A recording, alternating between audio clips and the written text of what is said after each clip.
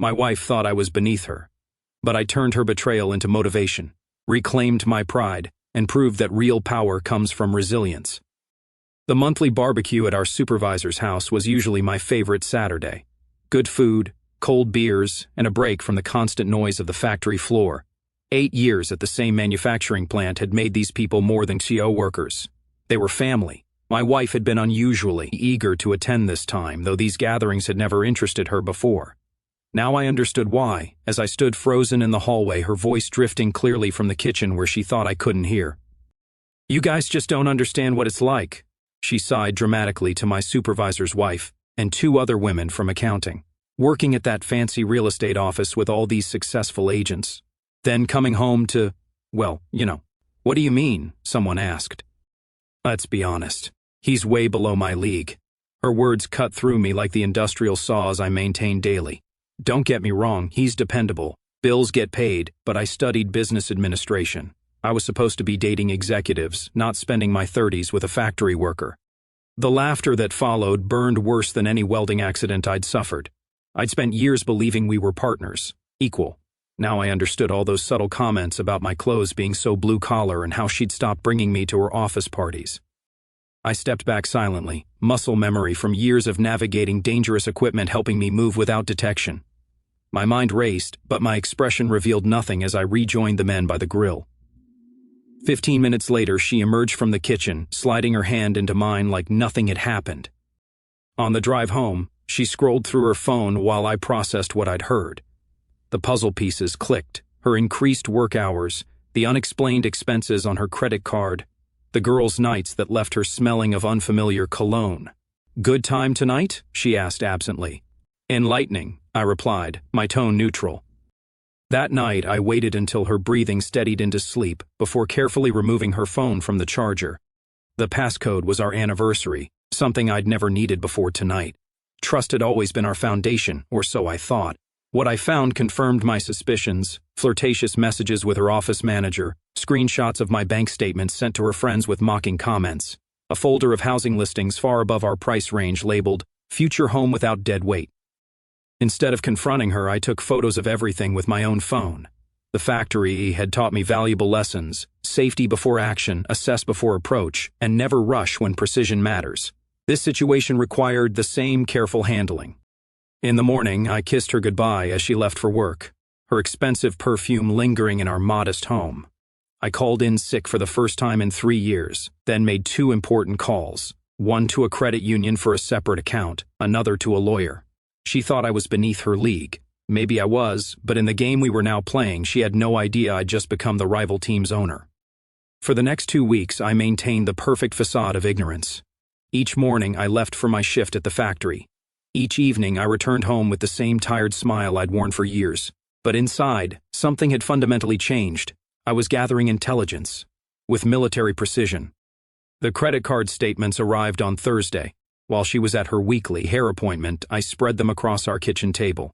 The evidence was more damning than I'd anticipated. Lunch charges at high-end restaurants on workdays, a $420 purchase at a men's boutique, 3 separate spa days in a single month. Our joint account had become her personal slush fund. Most revealing was the $180 charge from a downtown jewelry store. Our anniversary had passed months ago, and my birthday was still distant. The purchase date matched one of her working late nights. I called the store, posing as someone who needed to verify a gift purchase for a corporate client. The saleswoman helpfully confirmed they'd sold a men's watch that day, stainless steel, minimalist design. I'd never received such a watch. The next morning, I planted a small voice-activated recorder under the passenger seat of her car. Excessive, perhaps, but I needed concrete proof before making my next move. Factory work teaches you to verify measurements twice before cutting once. That weekend, she mentioned an upcoming team dinner on Wednesday. I nodded casually, suggesting she enjoy herself. When Wednesday arrived, I tracked her location through our shared phone plan. The restaurant was indeed real, but she stayed only 30 minutes before moving to an address in the upscale part of town. I used my lunch break the following day to drive by that address, an apartment complex with a doorman and fountain. Definitely not a place for team dinners. The recorder provided the missing pieces: conversations with her office manager about their connection, plans for her upcoming promotion interview, and, most significantly, A phone call to her mother. Yes, Mom. The interview's next week. The regional manager practically guaranteed I'll get it. The salary's nearly double. No, I haven't told him yet. What's the point? Once I secure the position, I'll have enough saved to move out. Of course I feel something, we've been together for years. But let's be realistic. He was fine when I had limited options. Now, I'm moving up in the world. That weekend, I made 3 strategic moves. First, I opened a separate bank account at a different credit union. Second, I transferred exactly half of our savings into it. Not a penny more, despite the temptation. Third, I removed her as an authorized user on my primary credit card, citing a system upgrade when the company called to verify. The factory had promoted me to maintenance supervisor last year, a fact she often overlooked when comparing our careers. The raise had been substantial, but I kept our lifestyle unchanged, routing the extra income into savings. Savings she clearly had plans for. I checked our home's deed that night while she slept. As I suspected, only my name appeared. Her credit had been too damaged from college debt when we purchased it, and we'd never updated the paperwork. Another failure of her grand planning. The following week, her promotion interview arrived. She left that morning in her best outfit, the one I'd worked overtime to help purchase. The confident kiss she gave me at the door felt like a farewell. She thought only she understood power moves. Good luck today, I said. Luck is for people who need it, she replied with a smirk. I smiled back, thinking about the recorder still capturing every word in her car and the meeting I had scheduled with a divorce attorney during my lunch break. She wasn't the only one making power moves today. She came home that evening practically floating. The promotion was hers, regional sales coordinator with a company car and expense account. Her eyes gleamed as she detailed every moment of the interview, completely oblivious to the meeting I'd had with a divorce attorney 3 hours earlier. We should celebrate, she announced, pulling an expensive bottle of wine from her bag. This changes everything for us. The irony wasn't lost on me. For her, us had already expired. I played along, toasting her success while mentally cataloging the lawyer's advice, document everything, secure personal documents, prepare for possible financial retaliation. 2 days later, the first test arrived. She swept into the kitchen where I was making coffee before my shift. I've been thinking, she began, tone carefully casual. With my promotion, we should refinance the house. Interest rates are down and we could pull out some equity. What would we use the equity for? I asked, stirring my coffee with manufactured innocence. Oh, renovations. Maybe start looking at investment properties. Her smile didn't reach her eyes. Just building our future. Our future, right? Let me think about it, I replied. Big financial decisions shouldn't be rushed. Her expression flickered with annoyance before resetting to sweet persuasion. This wasn't the eager agreement she'd expected. For 8 years, I'd trusted her judgment on financial matters despite her business degree. Not anymore. The next week, she escalated. Over dinner, she slid a folder across the table containing refinance documents already filled with my information. I took the initiative, she explained. All you need to do is sign. My new position gives us leverage with the bank. I flipped through the papers slowly. The terms were exactly as she described, but with one crucial detail she hadn't mentioned. The new loan would have both our names, unlike the current mortgage and only mine. I'll need to review these more carefully, I said, closing the folder. What's there to review? It's a great rate. Her voice tightened. Do you not trust my judgment? Suddenly I looked up, meeting her gaze steadily. Trust works both ways. Why the rush? That night, she didn't come to bed until after midnight. The next morning, I found a notification from our bank. She'd attempted to transfer $5,000 from our joint savings to her personal account, but was denied due to daily transfer limits. 2 could play at strategic planning. I called in a favor from a CO worker who'd become a realtor on the side. He pulled the transaction history of her office manager. 3 months ago, he'd purchased a condo downtown, the same building where she'd visited after her team dinner. Time to adjust my approach. That evening, I arrived home with takeout from her favorite restaurant, a peace offering on the surface. I've been thinking about the refinance, I said as we ate. But before we do that, I need to pay off my truck loan. The bank mentioned it would improve our rate. She perked up immediately. How much do you need? We could use the joint savings. About $8,000, I replied, knowing we had just over $12,000 in that account. I'll transfer it tomorrow, she said. The perfect picture of supportive partnership. I nodded appreciatively while mentally thanking her for confirming what I already knew. She needed that money for her escape plan. The money I'd already moved to my private account was safely beyond her reach. The next day, I submitted paperwork for a week of vacation time, the first in 2 years. When approved, I quietly arranged for a locksmith to change our home locks during her working hours the following week. I also scheduled a home appraisal, telling the company it was for refinancing purposes. Each night, I downloaded the latest recordings from her car. Each day, I watched her growing frustration as her attempts to access our full savings were thwarted by technical issues with the bank system, issues created by the account freeze I requested. The game of financial chess continued, each of us moving pieces across the board. The difference was simple. I knew we were playing while she still thought I was just a pawn. The date circled on our kitchen calendar had finally arrived, our 5th wedding anniversary. 5 years since I de-promised my life to someone who now considered me a temporary inconvenience on her path to something better. The timing couldn't have been more perfect. She'd been increasingly agitated over the past week as her financial maneuvers continued to hit unexpected roadblocks. The technical issues with our joint account, the refinance paperwork that kept getting delayed, my sudden interest in reviewing our credit card statements together. For our anniversary, she suggested a dinner at the steakhouse where we'd celebrated our engagement.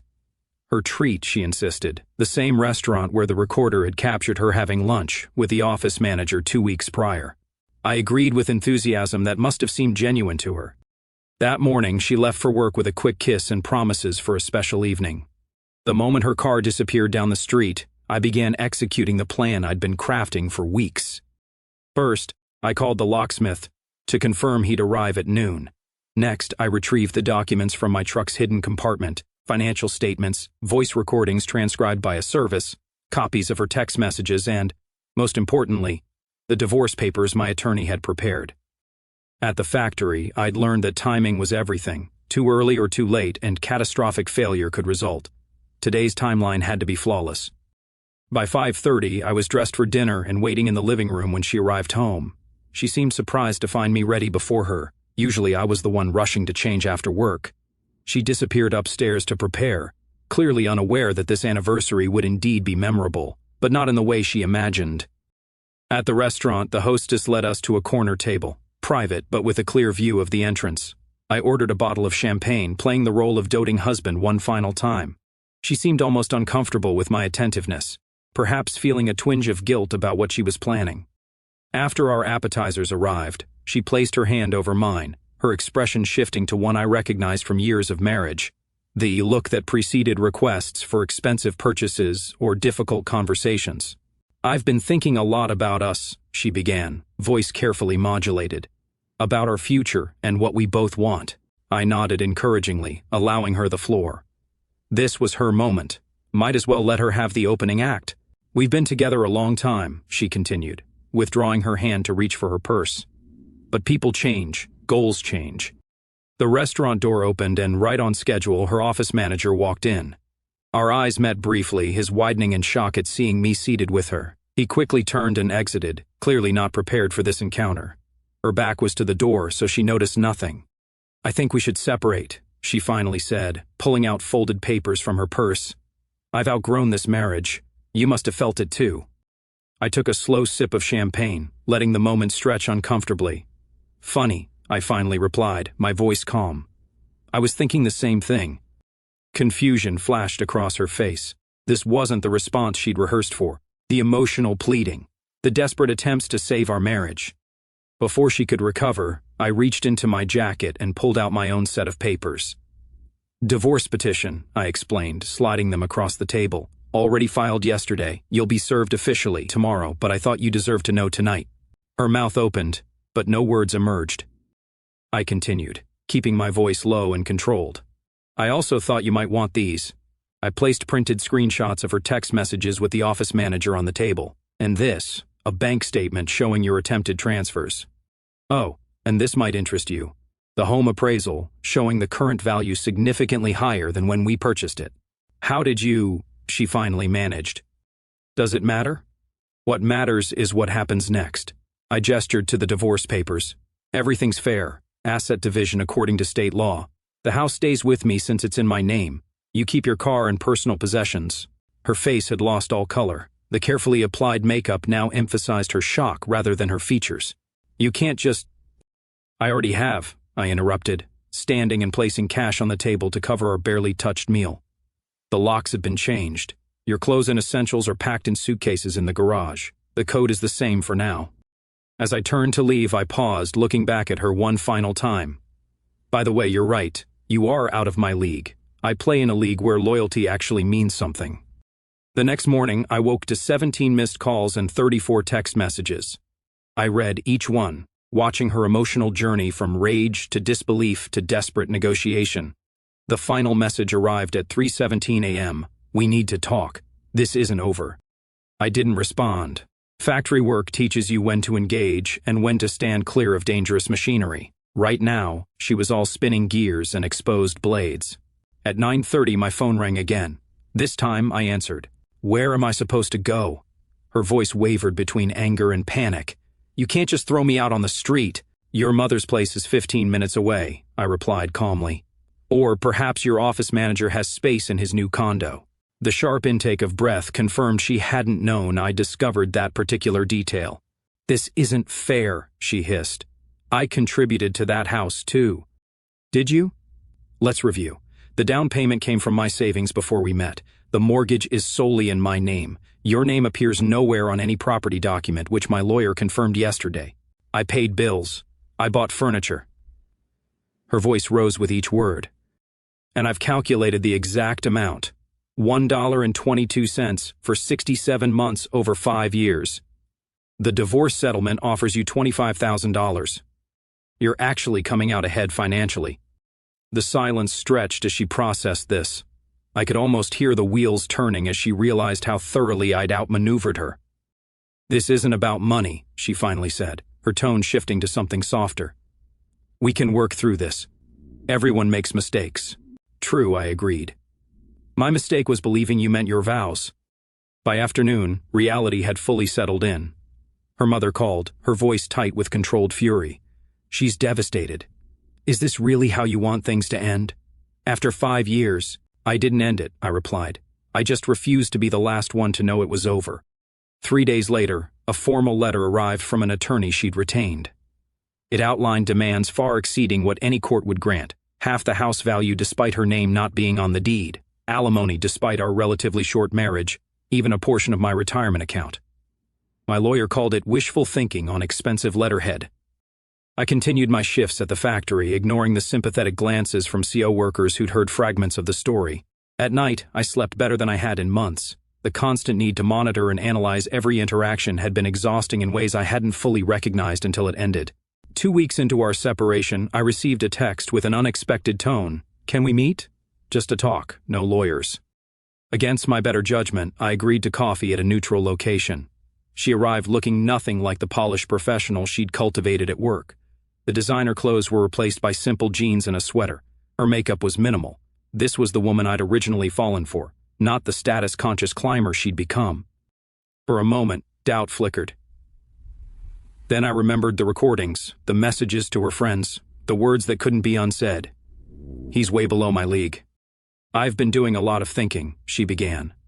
I made terrible mistakes, unforgivable ones, but what we had was real, at least in the beginning. I sipped my coffee, saying nothing. My promotion, it's not working out, she continued, staring into her untouched drink. The regional manager who pushed for me left the company last week. The new director is bringing in his own team. The pieces clicked. Her safety net had disintegrated. The office manager, sensing her precarious position, had likely distanced himself. Without the promotion, her financial independence had evaporated. I'm staying with Mom, she admitted on her couch. At 34 years old, despite everything, a part of me ached for her. But sympathy wasn't the same as weakness. What do you want from this conversation? I asked directly. A second chance, she whispered. We could try counseling. I set my cup down and looked at her. Really looked at her. The woman who'd plotted her exit while lying beside me each night, who'd mocked me to her friends, who'd planned to take half of everything I'd built. No, I said simply. Some leagues don't allow second tryouts. As I walked away, I realized the maintenance man from the factory had finally performed some essential maintenance on himself, removing a defective part that had been slowly damaging the entire machine. 6 months passed like a shift change at the factory. simultaneously gradual and sudden. The divorce had finalized, with surprising efficiency once her lawyer realized the futility of their excessive demands. The settlement matched exactly what I'd initially offered, fair, legally sound, and completely on my terms. The house felt different now, not empty, but unburdened. I'd repainted the living room, replaced the furniture she'd chosen with pieces that actually fit my taste, and converted the spare bedroom into a home gym. Small changes that represented a larger transformation. At work, an unexpected opportunity emerged. The plant was implementing a new automated maintenance system, and they needed someone who understood both the machinery and the workforce to oversee the transition. My promotion to maintenance operations manager came with a substantial raise and, more importantly, respect from both management and the floor workers. I used some of my new income to enroll in evening engineering classes at the community college. The instructor, impressed by my practical knowledge, offered to mentor me toward a full degree. Years of fixing other people's mistakes had given me a perspective that textbook-trained engineers often lacked. On a Friday afternoon, I pulled into the parking lot of Wilson's Grocery to pick up supplies for the weekend. The lot was crowded with after-work shoppers, forcing me to park near the back. As I grabbed a cart, I noticed a familiar figure in the store's uniform collecting scattered carts from the lot. She didn't see me at first, focused on her task. The designer clothes were gone, replaced by the store's standard blue vest. Her hair was pulled back in a simple ponytail, the expensive highlights grown out. When she finally looked up and our eyes met, she froze. For a moment, we both stood motionless in the autumn afternoon light. Then, surprisingly, she wheeled her line of carts toward me rather than retreating. "Hi," she said simply. "Hi," I replied, studying her face. The arrogance was gone, replaced by something that looked like resignation. "How have you been?" she asked, the question awkward but seemingly genuine. "Good," I answered. "Honestly, really good, actually. You?" She gestured to her uniform with a half-hearted smile. "Living the dream?" An uncomfortable silence settled between us before she continued. "The real estate office let most of us go. Market downturn, the manager..." She paused. "He got transferred to another branch. Didn't take anyone with him." I nodded, unsurprised. Loyalty had never been her strong suit. Why would she expect it from others? "Still at your mom's?" I asked, already knowing the answer from mutual acquaintances. "Yeah, trying to save for a security deposit somewhere. Turns out apartments are expensive when you're starting from scratch." The wind picked up, sending a plastic bag tumbling across the lot. We both watched it, grateful for the momentary distraction. "I heard about your promotion," she said finally. "And the classes, that's great." The absence of condescension in her voice was noticeable. Perhaps humility wasn't just something she was performing. "Thanks," I replied. "It's been challenging, but good." She glanced over her shoulder as a manager appeared at the store entrance. "I should get back. Break's over." As she turned to go, she hesitated. "You know what's ironic? You were never below my league. I just couldn't see what league you were actually playing in." I watched her return to her cart collection. The woman who once declared herself too good for a factory worker now gathering shopping carts for minimum wage. Life had a way of recalibrating false perspectives. Inside the store, I filled my cart with ingredients for the dinner I was hosting tomorrow, my parents' and sister's family coming to see the house renovations. As I checked out, I noticed her at the customer service desk, head bowed as a shopper berated her about a coupon policy. I felt no satisfaction in her downfall, no vindictive pleasure, just the quiet certainty that comes from knowing you've survived something that was designed to destroy you. In the parking lot, I loaded my groceries while glancing at the evening sky. The same stars would shine over both of us tonight, me in the home I protected, her on her mother's couch. Different leagues entirely, but not the one she'd imagined. Our story has come to an end. If you've made it this far, how about subscribing to our channel? It helps us immensely. I've selected 2 other videos for you that I'm sure you'll enjoy. Feel free to click on them. I'll be waiting for you in the next story. See you soon.